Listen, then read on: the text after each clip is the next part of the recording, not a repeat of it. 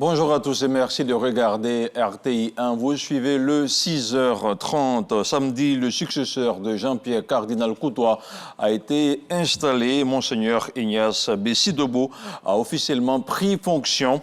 C'était en présence de plusieurs personnalités, dont le Premier ministre Robert Beuré-Mambé.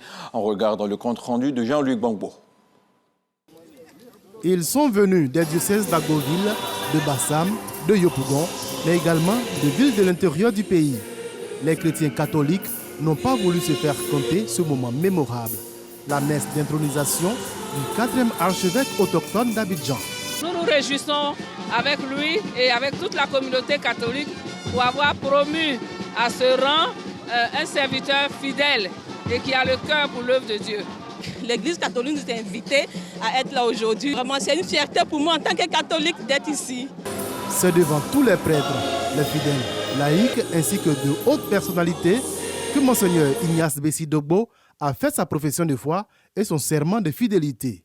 Moi, Monseigneur Ignace Bessi-Debo, promu au siège de Abidjan, je serai toujours fidèle à l'Église catholique et au pontife romain. Après avoir reçu le pallium, symbole du pouvoir dont il jouit désormais, le nouvel archevêque est installé par le nonce apostolique sur la cathèdre, le trône liturgique qui lui est réservé dans la cathédrale.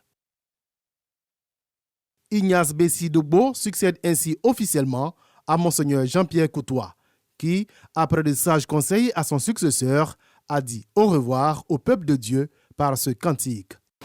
Comment ne pas te louer et comment ne pas te louer, comment ne pas te louer. Dans son homélie, le nouvel archevêque d'Abidjan a mis en garde contre la tentation du mauvais chemin, de la perversion et de l'argent.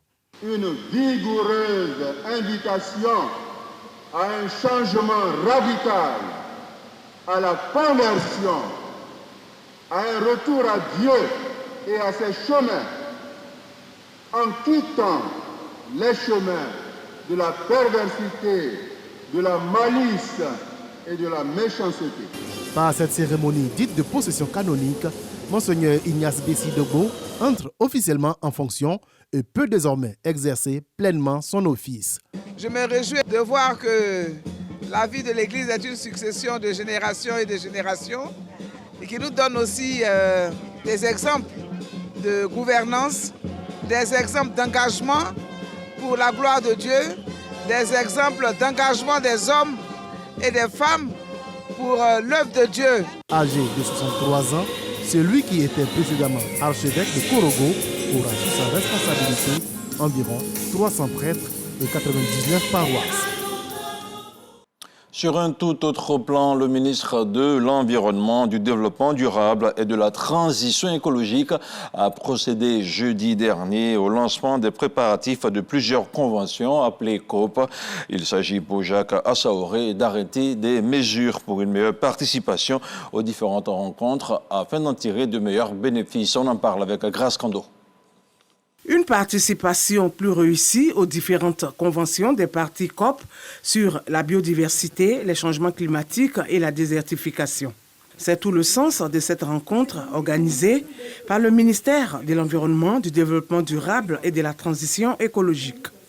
Pour ce faire, il est prévu la mise en place d'un comité permanent composé des ministères sectoriels et parties prenantes impliquées dans la mise en œuvre de l'action climatique. Les conférences des parties sont des plateformes essentielles où les dirigeants mondiaux, les experts et les acteurs de la société civile se rassemblent pour trouver des solutions collectives aux problèmes urgents qui menacent notre planète.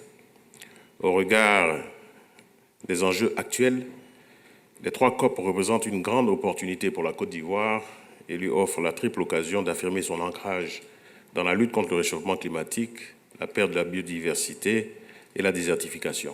La participation de la Côte d'Ivoire à ces différentes rencontres répond à plusieurs motivations. La mobilisation des ressources financières pour la mise en œuvre de nos contributions déterminées au niveau national et le financement d'autres initiatives telles que Abidjan Legacy Programme La stratégie nationale de biodiversité actualisée et alignée sur le cadre mondial de biodiversité de Kunming-Montréal demeure une préoccupation majeure.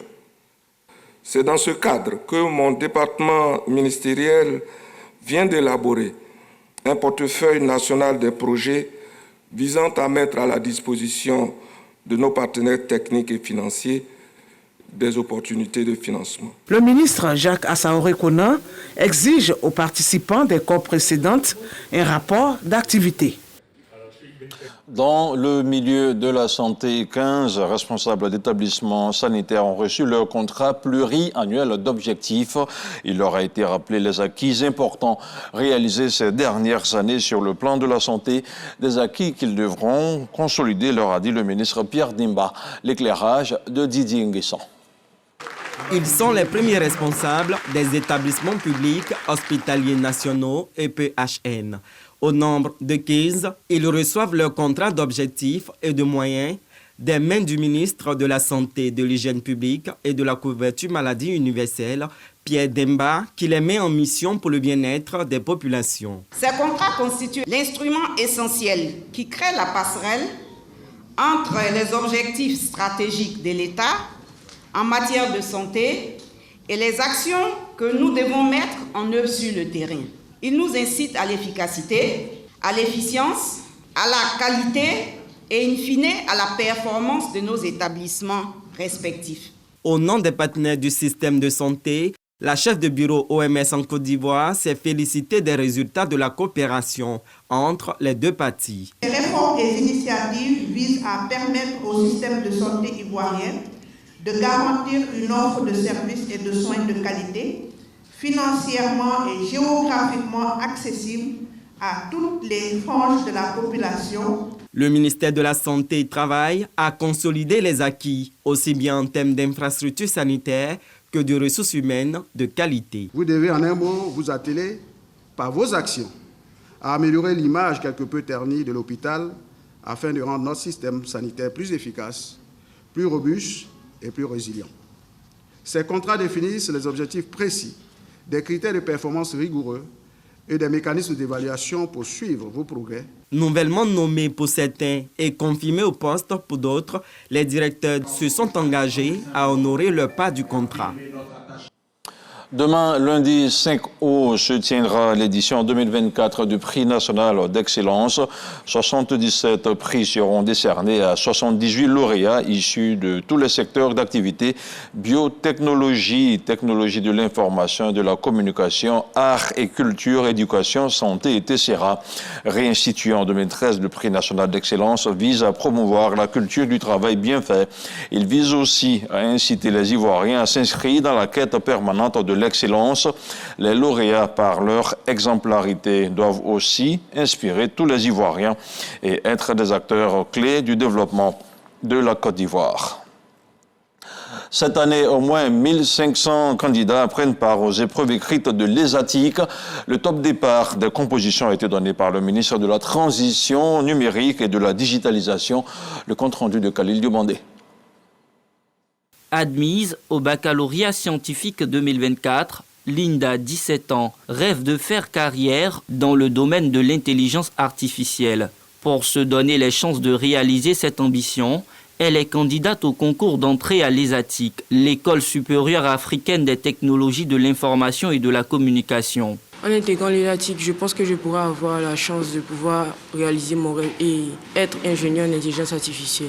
D'après mes informations, c'est la meilleure école qui forme pour ce métier-là. Ils sont nombreux, ces jeunes attirés par les métiers des TIC. Ce vendredi au lycée classique d'Abidjan, 1562 candidats sont en lice pour le concours d'entrée à l'ESATIC. J'ai décidé de passer ce concours parce que je veux me former en cybersécurité. L'établissement se veut très sélectif. Sur les 1562 prétendants, seulement 150 seront retenus pour la licence et 45 pour le master.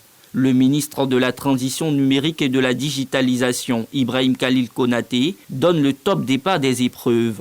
Mathématiques, physique, français et anglais sont les disciplines soumises à la sagacité des candidats. Les jeunes ont compris que les TIC sont un domaine dans lequel ils peuvent trouver place et s'exprimer. Nous formons en ce moment en Côte d'Ivoire à peu près 300 ingénieurs. Nous devrons dans les 3 prochaines années passer à 1000 ingénieurs par an. Le président de la République a décidé de faire en sorte que les technologies numériques soient intégrées dans tous les secteurs d'activité de sorte à transformer la structure de notre économie. Les résultats du concours seront proclamés le 14 août 2024. La reprise des classes est prévue au mois de septembre. Dans environ 72 heures, la Côte d'Ivoire va souffler sa 64e bougie. C'est Grand Bassam qui va abriter la célébration officielle, mais à l'intérieur du pays, on se prépare à marquer l'événement. La ville de Séguéla a décidé de ne pas manquer la fête. Éric Goré. Séguéla, chef-lieu de la région du Ouorodougou. C'est aussi la ville natale de nos illustres disparus que sont l'ex-premier ministre Ahmed Bakayoko et l'ex-président de l'Assemblée nationale Amadou Soumaoro. La localité est située à 490 km d'Abidjan pour une population estimée à plus de 100 000 habitants. Déjà, cette localité vit au rythme de l'indépendance à quelques jours de la célébration officielle.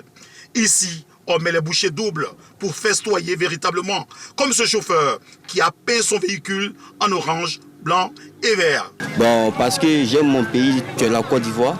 Comme la fête d'indépendance approche, voilà pourquoi il préfère rendre ma voiture orange, blanc, vert. Dans certaines familles, le mouton est au menu. Les moutons, là, il y a des invités qui viennent, on fait la fête ensemble.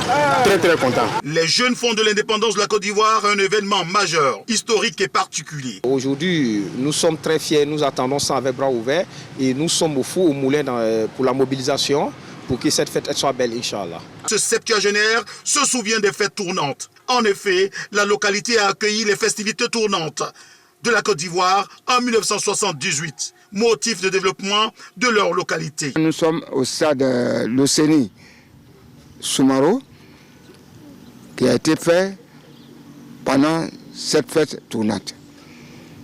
Et ça a été inauguré par un match Africa Gagnoa pour la Coupe nationale. Mais aujourd'hui, les choses ont changé, car c'est tout le pays qui est en chantier avec Alassane Ouattara. L'indépendance de la Côte d'Ivoire est un prétexte pour ces Séguélais de renforcer leur cohésion autour de cette région et mieux autour de la mère patrie, la Côte d'Ivoire, le pays de l'hospitalité. Tes légions remplies de vaillance ont relevé ta dignité. Dans l'actualité sur le continent au Niger, le général Tiani s'en prend à la France, accusé de vouloir déstabiliser son pays. Il s'est exprimé hier samedi à l'occasion de la date d'anniversaire de l'accession à l'indépendance de son pays. C'était au cours d'une très longue interview accordée à la télévision nationale. Le général de brigade Abdourahmane Tiani, président du Conseil national pour la sauvegarde de la patrie, le comité militaire à la tête du pays, faisait une sorte de bilan depuis son coup d'État contre le président démocratiquement élu, Mohamed Bazoum. Et puis dans l'est de la RDC, le cessez-le-feu entre en vigueur alors que le M23 progresse. Un cessez-le-feu annoncé mardi entre Kigali et Kinshasa, obtenu par la médiation angolaise. Ce nouvel accord vise à faire taire les armes dans le conflit qui oppose l'armée congolaise à la rébellion du M23 soutenue par le Rwanda. L'Union européenne et l'ONU ont salué la signature de cet accord, demandant à toutes les parties au conflit de respecter leurs engagements. Mais sur le terrain, le cessez-le-feu est accueilli avec scepticisme, d'autant que le M23 s'est emparé d'une ville stratégique samedi soir. Merci de nous avoir suivis. Ce flash d'information est terminé. Restez sur RTIA.